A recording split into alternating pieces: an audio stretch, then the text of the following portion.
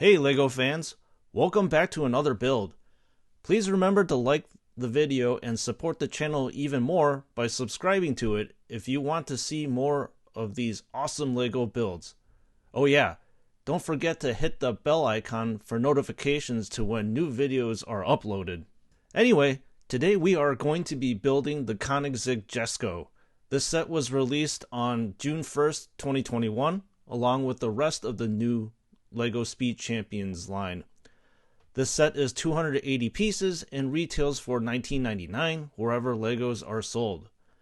Unfortunately, as with all sets in the Speed Champions line, the Jesko build features a whopping 20 stickers for such a small model.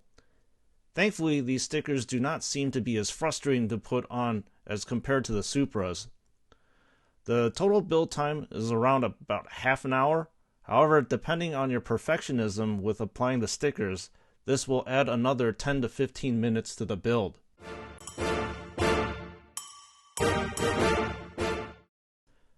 As with all the rest of the Speed Champions cars, there are two steps, with the first step being building the back of the car and the second step focusing in on building the front of the car.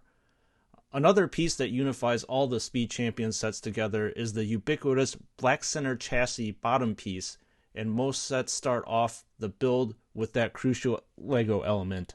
So I have to admit, the Koenigsegg Jesko actually flew under my radar. Looks like I do not seem to be the car buff that I claimed myself to be, huh?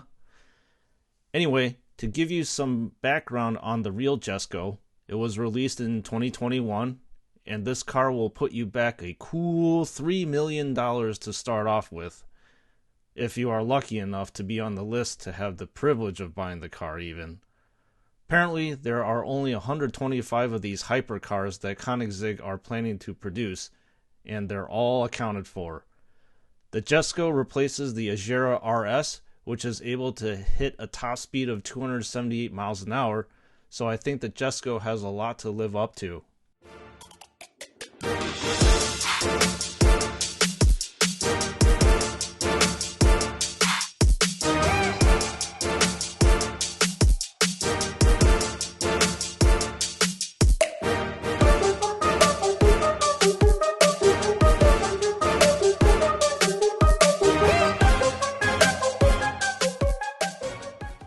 So when I was building the rear of the car, I picked up a gray element that LEGO usually reserves for an engine piece.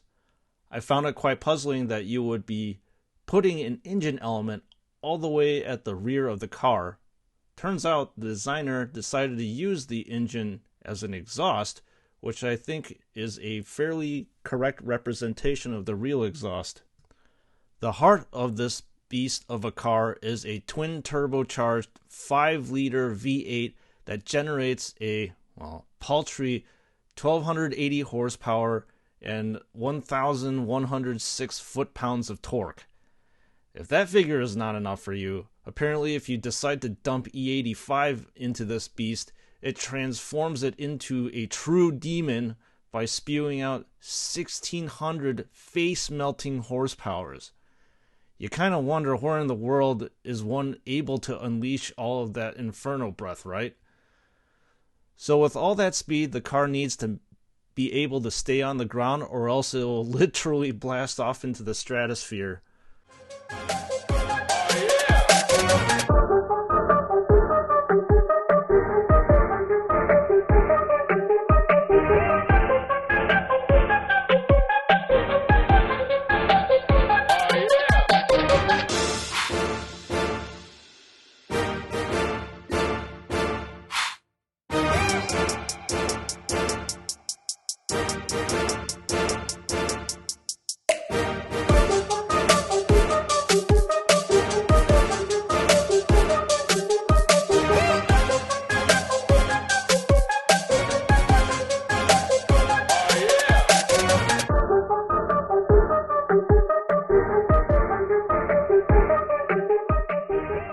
In most LEGO Speed Champion sets, the cockpit is always quite barren. It is only populated by a steering wheel and a LEGO minifigure.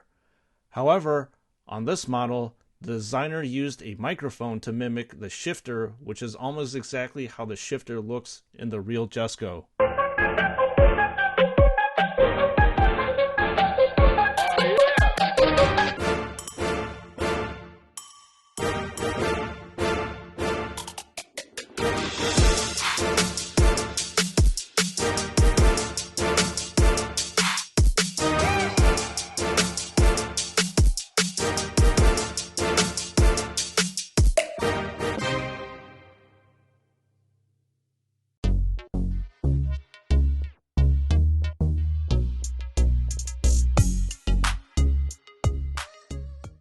While I was building the massive rear wing of the Jesko, I noticed an unorthodox build step, which seems to happen a lot for these Speed Champion sets. So there is a little 1x1 black Lego element that has a small stick on top of it. You are then supposed to put a rounded 1x4 black Lego Technic element with a hole in the center of it on top of the small stick element. Again, you do not see these sorts of build steps on non-Technic Lego sets such as this one.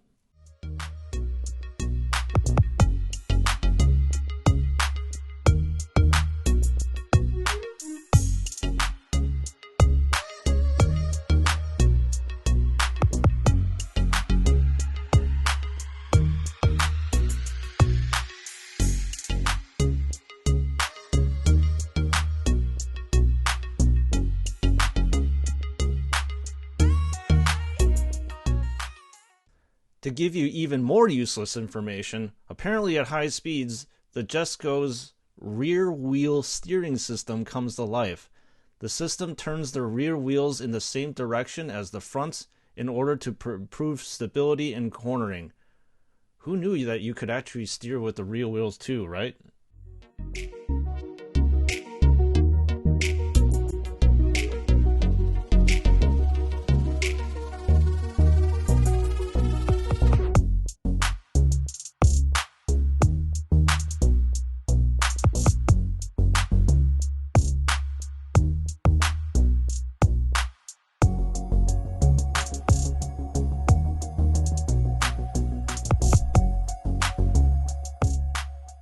As I was working on the massive front diffuser of the Jesko, one of the elements that really made me pause and wonder why the heck it would be on the car is a green butcher knife element. Why, you may ask, did the designer choose to use this element? Well, it was to cleverly mimic the middle of the diffuser. On the real Jesko, you can see this green element smack dab in the middle of the diffuser. Again, the attention to detail and the way the designer translated that detail is completely astounding to me.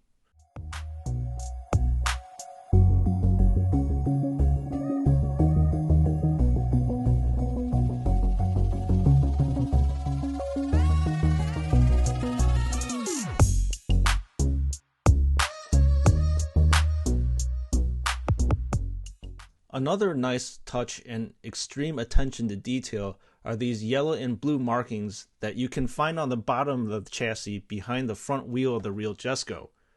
The designer of the set mimicked those same exact blue and yellow markings with, well, respective blue and yellow Lego pieces that attach to the underside of the car. Truly amazing attention to detail, and even more impressive is the execution, how to translate the real life detail onto the Lego model.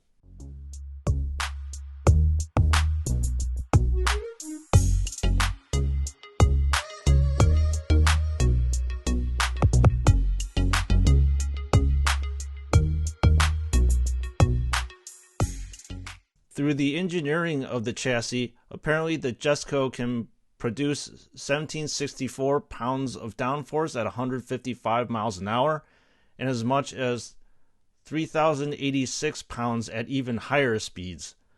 What's crazy is that it produces almost the same amount of downforce as how much the car weighs, which is a feathery 3,131 pounds.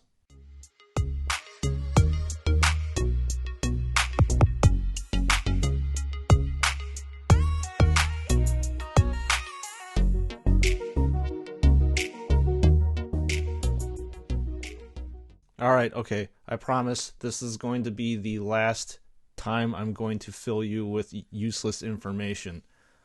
Apparently, there is room for two in this rocket ship so you and your co pilot can blast off into space together. What I find interesting and semi perplexing is that this car comes with a detachable hardtop roof so you can breathe the air in the stratosphere easier.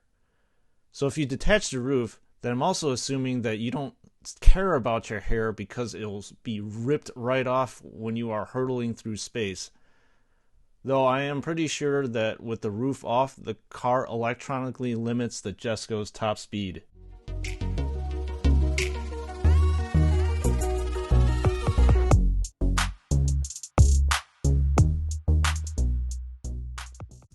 One thing I want to mention are the upgraded wheels from the old Speed Champion sets.